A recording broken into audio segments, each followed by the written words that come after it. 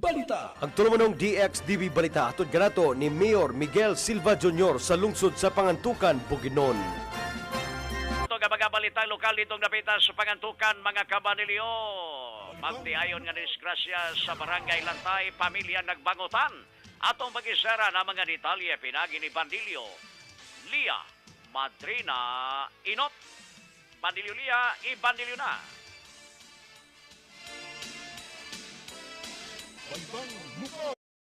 Nagbangutan ang pamilya sa Magtiayon, Sonia, Sumalinog Bangit og si Argon Bangit.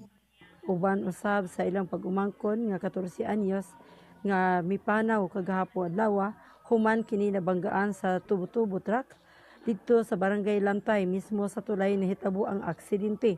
Din karong adlaw gibisitahan sa DXDB Radio Bandilyo ang panimalay diin ihaya kini Magtiayon